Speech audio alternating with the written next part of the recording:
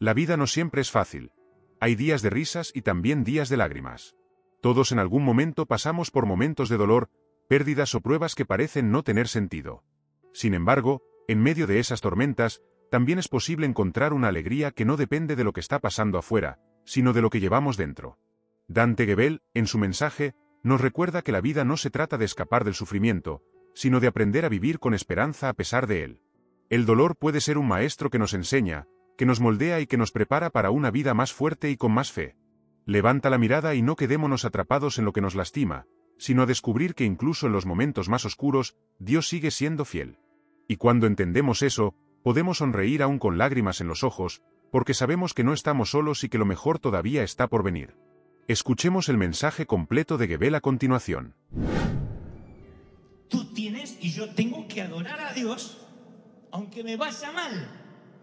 Y yo sí, ¿qué ganas voy a tener de adorar a Dios? Y Dios dice que entonces me adorás cuando te va bien. Dios no prostituye su bendición. Dios no necesita que tú le adores porque Él te da un beneficio. Dios dice, tú vas a adorarme por lo que yo soy. Así estés leproso o seas millonario, tengas un montón de hijos o seas estéril, pases por valle de sombra o de muerte, o estés viviendo en un palacete de madera aristocrática, aún así tú me vas a adorar por lo que yo soy, no por lo que te doy. Esa es la adoración pura.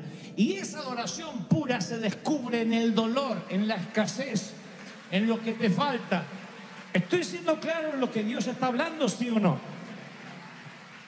Ahora, entonces, insisto con esta idea. ¿Qué es el contentamiento? No es ausencia de dolor. Porque vivimos en un mundo imperfecto, con gente imperfecta como tú y como yo. Amén, dijo una imperfecta. Gloria a Dios. Algunos dicen, yo. Sí, están los imperfectos, los perfectos y los hipócritas, pero todos están en el mismo sitio. Y en un mundo tan imperfecto, con gente como tú o como yo, tú tienes que entender que el dolor no edifica el carácter. Los problemas es mentira. Este dolor te va a edificar el carácter. No, los problemas y el dolor revelan el carácter. ¿Han escuchado la frase, era una buena persona pero ganó tanta plata y ahora cambió? Mentira, siempre fue mala persona, lo que pasa es que no tenía plata para mostrarlo. ¿O no? No cambia la esencia, nunca. Entonces los problemas y el dolor, ¿qué hacen? Edifican el carácter. ¿Cómo te va a edificar el dolor? A mí las piedras en el riñón no me edificó nada. ¿Qué hicieron las piedras en mí? Revelaron mi carácter. Me enseñaron a seguir predicando, a no correrme del lugar, a no decir, bueno, me tomo unas vacaciones, falto, a honrar el compromiso que hice con el Señor. Entonces reveló mi carácter. También reveló otras partes de mí. Sacó cosas de mí muy oscuras que yo no sabía que estaban ahí. Me revolcaba así por la alfombra y me dolía todo. Me acuerdo que Liliana iba manejando y se decía, ¡para! Iba manejando, agarraba una piedrita y ¡ay, Señor! Y yo, ¡ay! Decía, Señor, llévame, no quiero vivir. Hasta que llegaba a la iglesia, a la catedral, y ahí tenía que predicar. Mi carácter fue expuesto por el dolor. Uno descubre quién es cuando pasa por valle de sombra y de muerte. Tú tienes que decidir qué hacer con esos descubrimientos. Puedes reaccionar con ira, con desaliento, con negación, y no vas a poder reconstruir nada. O dices, wow, mira todo lo que Dios tiene que hacer conmigo. Hace unos años atrás, varios, yo venía manejando y me había propuesto usar el recorrido que yo tenía desde Buenos Aires hasta casa, hasta el lugar donde trabajaba, que era un seminario bíblico, que era largo, me agarraba unos trancones en el tránsito, escuchar prédicas, y si no tenía ganas de escuchar mensajes, alabanza, adoración. Y un día se me cruza un camión así, y tenía esas piedritas que hacen de relleno, y una hace tin, tin, tin, tin, ¡ping! Y me parte el parabrisas.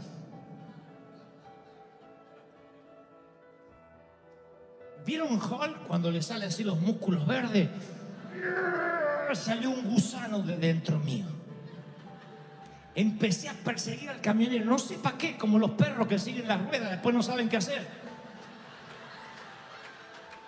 Pero empecé a seguir al camionero. ¡Ay! Me para al lado y ¡la rompí! Y me hace... ¡Ah! Había palomas del espíritu adentro que hicieron... volaron todas. Buitres bajaron arriba de mi auto.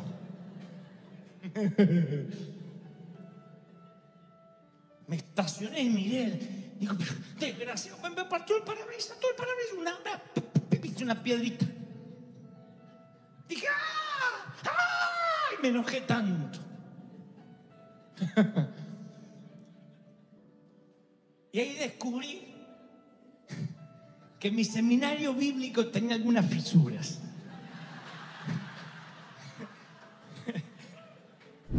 ¿Qué aprendemos de la historia de Job? La historia de Job nos muestra que la vida puede cambiar en un instante. De estar en abundancia y bienestar, a enfrentar la pérdida total. Job lo perdió todo, pero nunca perdió su fe en Dios. Esto nos enseña que la fe verdadera no depende de lo que tenemos, sino de en quién confiamos. El libro más antiguo de la Biblia es el libro posiblemente de Job. Y el libro de Job es el epítome del dolor.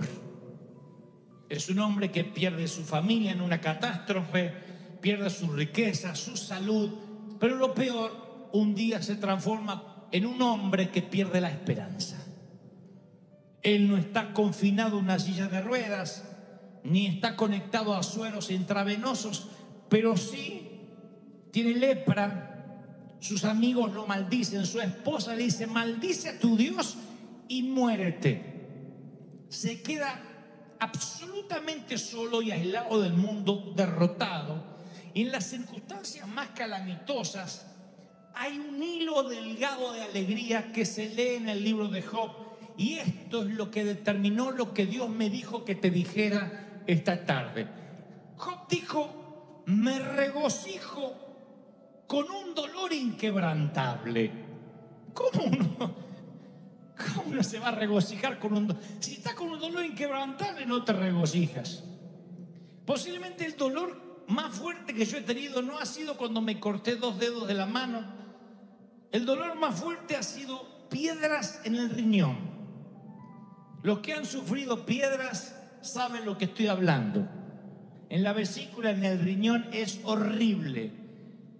Y yo he estado predicando así. Son esos días que mis patitas estaban así como de ranita y ustedes no sabían por qué. Dios le bendiga, hacía yo, Dios le bendiga.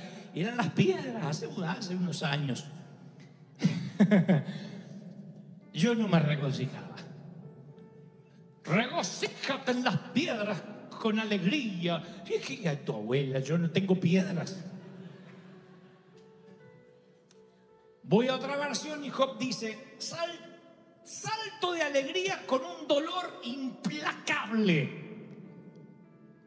Salta de alegría con un dolor implacable. Está diciendo, el dolor no perdona, no me da tregua y yo salto de alegría. Digo, este tipo está desquiciado además de leproso. Dice otra versión, la nueva versión internacional. Me regocijaré sin dolor a causa del dolor. Oh, yo tuve que leer eso varias veces. Me regocijaré sin dolor a causa del dolor. Yo digo, ¿qué es lo que intenta decir Job en este hilo delgado de alegría? La palabra hebrea, para definir esa palabra alegría, aparece solo una vez en las Escrituras, esa palabra que Job usa, y habla de una alegría extraña. No es una alegría que niega la realidad, es una alegría que simplemente está diciendo: estoy bailando sobre la decepción. A pesar de tener todo a mi favor para poder estar triste y deprimido, yo voy a decir: no hay dolor, no hay dolor, no hay dolor, y voy a continuar. Eso es lo que Job intenta decir. Así que le digo: Señor, revélame qué más dice las Escrituras respecto a esta alegría en medio del dolor, porque sé lo que ustedes sienten cuando un pastor te dice: hermano, el Espíritu Santo te va a consolar porque tu padre falleció, tu madre ya no está, vamos, fortalécete. Tú dices: sí, yo sé, pero ¿qué hago con el dolor? Y el luto se te instala en lo más profundo de tu corazón. La decepción, la traición, la muerte, de pronto como un intruso aparece en nuestras vidas y nos causa tanto dolor que no hay palabras que nos puedan levantar. Job está viviendo esa situación y aún así dice que logra regocijarse. ¿Ustedes recuerdan a José? Estuvo 17 años de sufrimiento, vendido por sus hermanos. Y a José ese dolor le valió un posgrado de empatía. Porque cuando él estaba en la cárcel, él, que era un adolescente, por lo que leo en las Escrituras, vistiendo una ropa cara, el mimado del papi, 17 años después está en la cárcel y tiene empatía y ve el dolor en un prisionero que está abatido, y eventualmente ese dolor que ve en el prisionero que está con él salvaría a 2 naciones. ¿Qué enseñanza nos deja Pablo sobre estar contento en cualquier situación? Pablo dijo: he aprendido a estar contento cualquiera que sea mi situación. Esto nos muestra que la alegría no depende de las circunstancias externas, sino de lo que tenemos en el corazón. Él sabía vivir con abundancia, pero también con escasez. El dolor es el mejor profesor de teología que jamás puedas conocer. Es un entrenador de la vida. Cuando te dueles, identificas en qué necesitas crecer, qué necesitas sanar. Y por sobre todas las cosas, oigan lo que te diré. Oye lo que te diré. Reordenas tus prioridades como ninguna otra eventualidad de la vida podría ordenarla. ¿Cuándo se revela el carácter? En situaciones extremas. No cuando todo va bien. Entonces uno tiene que aprender del dolor, a ver quiénes somos nosotros en el dolor, cómo reaccionamos. Eso es lo que dice Pablo. Tuve que aprender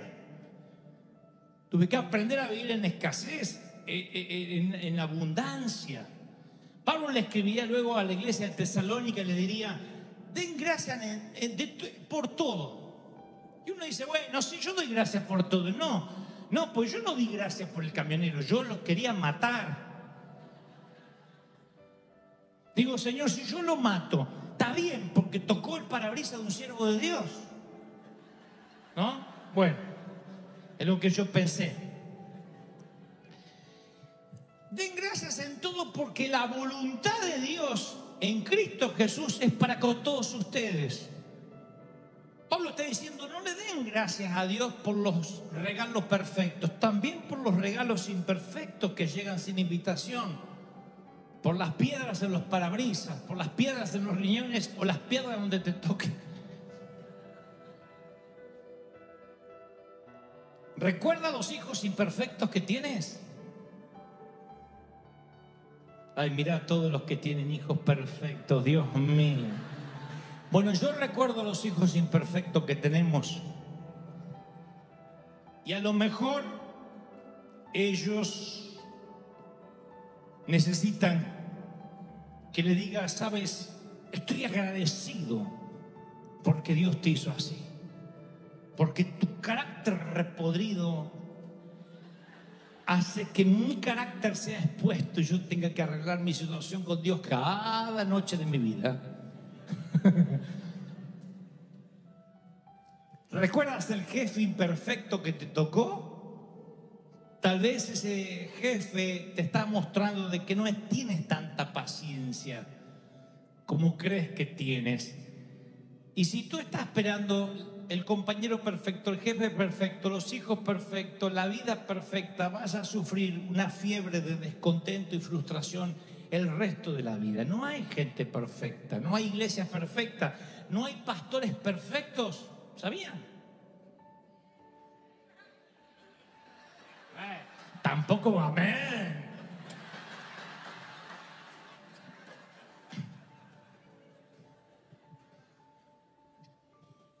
La felicidad y el contentamiento es una actitud de vida.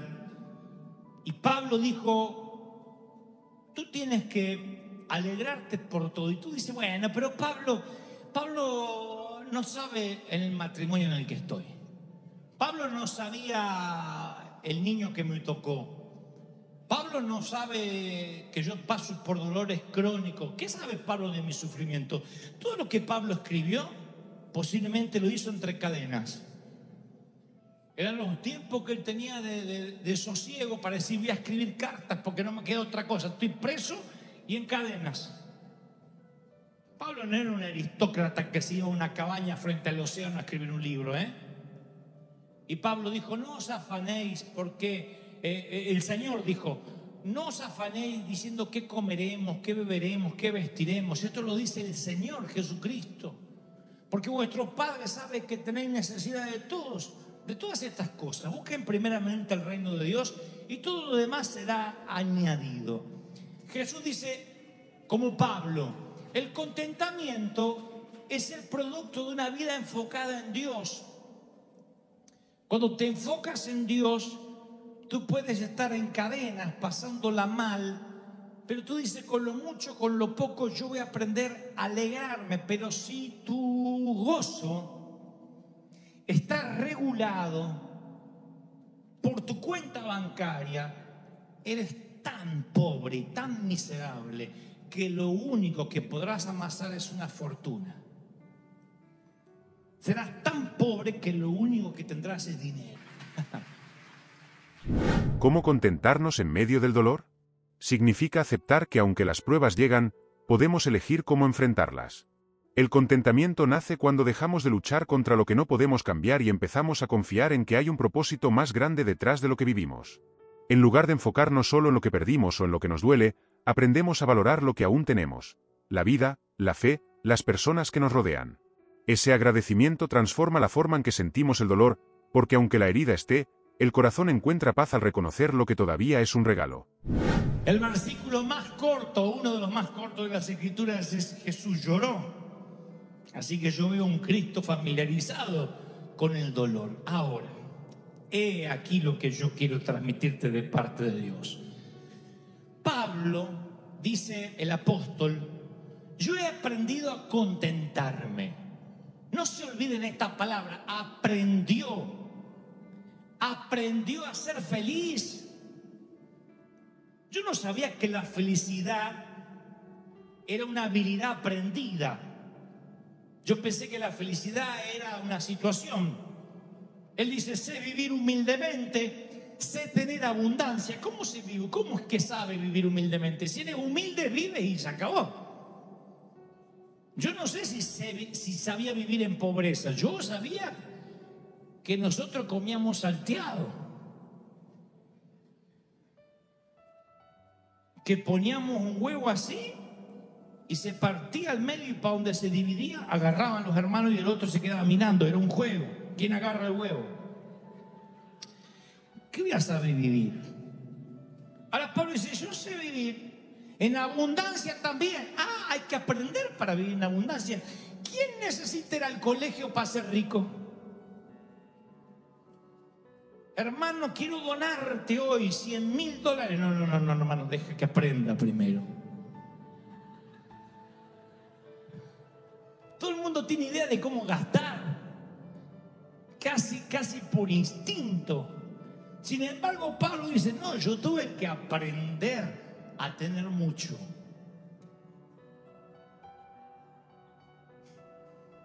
Tuve que aprender. No te pongas alegre que los $100,000 es una metáfora, no voy a regalarlo a nadie. Tuve que aprender a ser pobre. Aprendió a contentarse. Pablo implica que el contentamiento, ahora resulta que no era el resultado de la circunstancia, es el resultado de un estilo de vida intencionado. Ahí es cuando vuelvo a Job y entiendo, en el medio del dolor me regocijaré sin dolor. A propósito me voy a reír aunque no tenga ganas y parezca estreñido de vientre allí. A propósito. ¿Y qué gano con esto?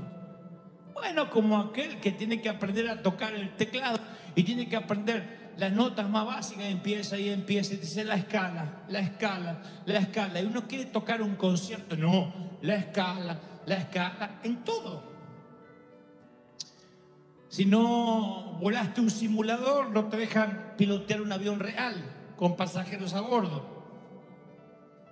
Entonces yo creo que cuando uno dice, yo voy a ser feliz de manera intencionada, es una manera de decir, Señor, aunque no entienda el dolor y lo que es más profundo, aunque el dolor no se me haya ido, yo voy a estar alegre.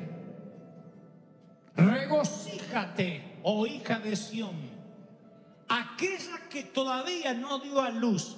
Le está diciendo una mujer estéril, empieza a celebrar porque vas a extender las estacas de tu tienda, de los hijos que te voy a dar. Ahora, claro, uno lo lee completo y dice, pero qué lindo, ¿cómo no voy a celebrar? Pero todavía no pasó nada, a lo mejor ni marido tiene la pobre condenada. A lo mejor está sola, no tiene ni se enamoró y Dios le dice, celebra por los hijos que vas a tener. Y ella dice, pero mándame un marido, aunque sea. Pero le dice, celebra, es una, como digo siempre, una orden al mundo de las emociones. Celebra, sonríe. Porque si vienes a adorar a Dios y tu estado anímico depende de cómo te está yendo, no es adoración a Dios, es una adoración ególatra. Depende de cómo te va, adoras, y entonces no es una adoración genuina. Dios dice, tú me vas a adorar por lo que yo soy. No dejes que tus imperfecciones opaquen la perfección de Dios por la que deberíamos adorar. Según Gebel, ¿qué significa la hora más oscura del alma? La hora más oscura del alma es ese momento en la vida en el que parece que todo se derrumba. Es cuando llegan pérdidas inesperadas, diagnósticos médicos, traiciones o silencios que nos dejan vacíos. Es un tiempo en el que sentimos que Dios está lejos y que las fuerzas no alcanzan para seguir adelante. En esa hora oscura, el dolor es tan fuerte que las palabras de consuelo parecen no servir. Es el lugar donde la fe es probada al máximo, porque la esperanza parece apagarse y nos invade la soledad. El dolor te otorga un posgrado, te enseña, te reorienta. Y yo voy a muchos protagonistas principales de las Escrituras, veo a un Job que perdió todo, a Sara luchando con esterilidad, Moisés fugitivo por 40 años, David con un suegro que intenta matarlo, María Magdalena endemoniada, Pablo que tenía recuerdos de asesinato impregnados en su alma. Todos tenían algo en común, oyeron a Dios en su hora más oscura, en lo que se llama la noche oscura del alma. Ahí oyes a Dios sí o sí.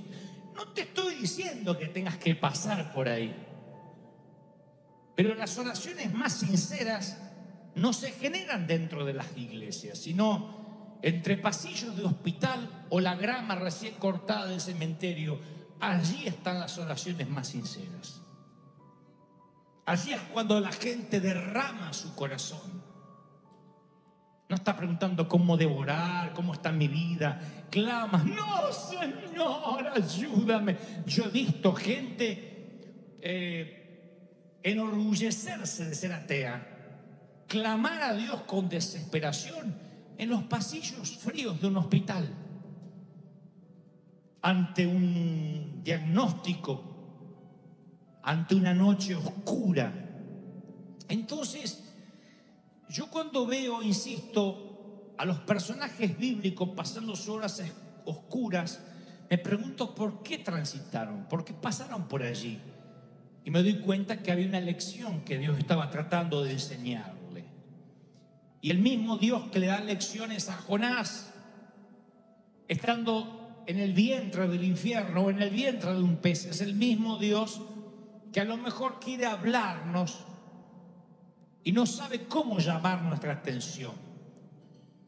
Porque tú puedes ignorar una puerta abierta, ignorar un sueño, ignorar la prédica del pastor, ignorar lo que Dios te está diciendo, susurrando, pero no puedes ignorar el dolor, ¿verdad? No lo puedes ignorar. Tú no puedes ignorar un dolor en los huesos, un dolor en el vientre, un estómago inflamado, dolores en los huesos. Tú no puedes ignorar la fiebre, no la puedes ignorar. Está allí y dices, ¡ay! Hasta me afecta el carácter. Y Dios usará todos los métodos posibles. No digo que Él generará el dolor, pero sí lo utilizará para llamar nuestra atención. Dios quizás tenga que sacarte de un comportamiento adictivo, tenga que sacarte de una situación adversa. Hay gente que está en una relación abusiva y no puede salir de esa relación abusiva con un marido golpeador si no pasa por el dolor. No digo que la tengan que golpear, digo el dolor del alma. Si no pasa por el dolor y tiene un confrontamiento con la parte más oscura de lo que está viviendo, a lo mejor no sale más de una relación viciosa. Otros, a lo mejor, si no hubiese sido por el dolor, no estarían aquí, en los Estados Unidos de América. El dolor le hizo a algunos cruzar las fronteras. El hambre, la necesidad, un futuro mejor, escapar de la inseguridad, lo que sea. Pero en algún momento de la vida el dolor fue un catalizador. Fue aquello que nos llevó a un nuevo nivel. Porque sentimos que teníamos que hacer algo. Sentimos, palabras a las cuales los religiosos le tienen fobia. No, yo no siento, eso es de la carne. Estamos hechos de cuerpo, alma y espíritu. Acá no hay espíritus sentados. Tenemos todo cuerpo. Y sentimos. Cuando Dios te da el placer de sentir, es un regalo que incluye placer como dolor. Vas a sentir. Amar duele. Predicar duele, lleva sacrificio. El dar duele. Hay muchas cosas que duelen. ¿Quién nos dijo que la vida no duele? La vida duele, crecer duele. El bullying duele. Yo muchas veces he dicho, Señor, hazme de un carácter más fuerte, haz que pueda soportar. ¿Qué hace Dios? Manda más gente que me ataque, para que me haga fuerte. Si tú le dices al Señor, Señor, ayúdame a sanar mi estima, va a mandarte gente que te haga bullying, aunque tengas 30, 40 años. Que te ignore, que te dé vuelta la cara, que te insulte, que hable mal de ti, porque tú lo pediste. Hazme fuerte.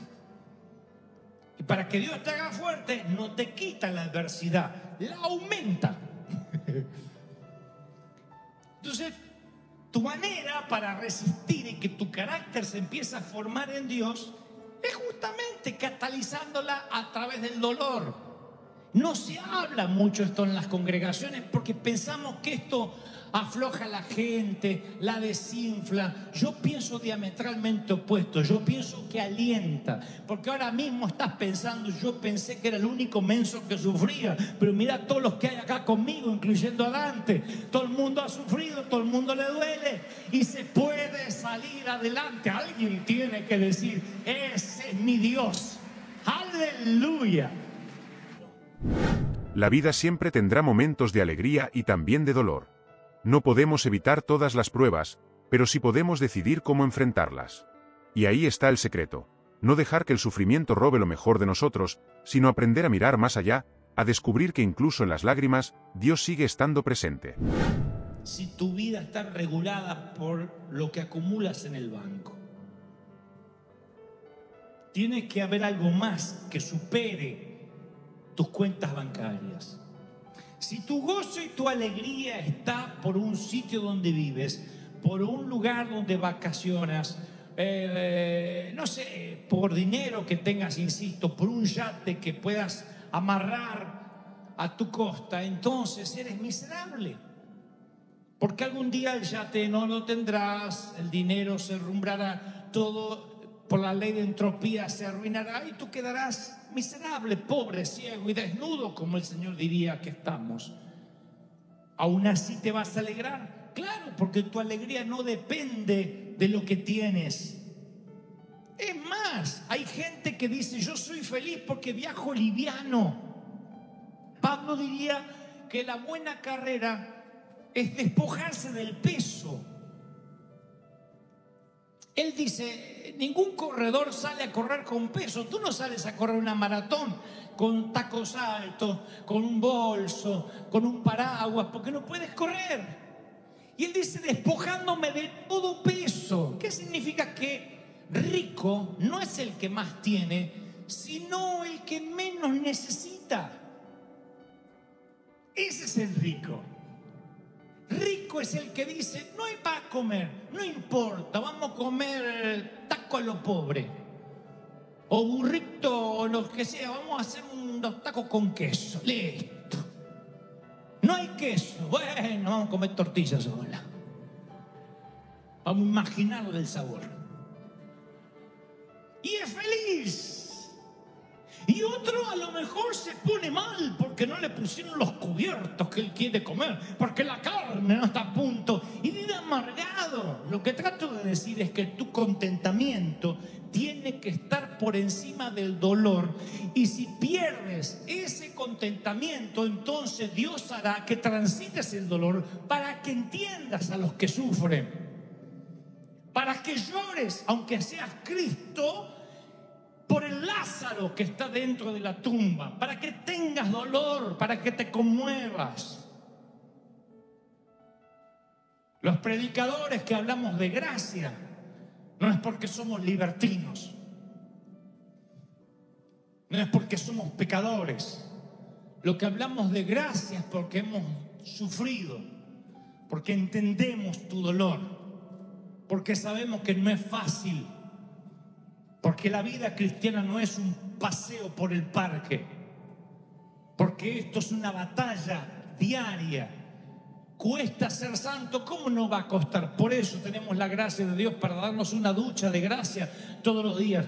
Cuesta tener un carácter agradable a Dios, ¿cómo no va a costar? La vida cuesta, y estás en una iglesia donde te entendemos, donde te comprendemos, pero la gracia nos alcanza para hacernos santos. ¿Cuántos dicen: ese es mi Dios? ¡Aleluya! Y si te diera yo hoy de parte de Dios una orden al centro de las emociones y te dijera: alégrate a pesar de la suegra, alégrate a pesar de la enfermedad, ¿podrías ordenarle al mundo de las emociones que tienes que alegrarte esta tarde? Bueno, empiecen con la cara, ¿eh? A ver, yo podría. Claro que podría. Podría. Che, tengas dientes o no, no importa.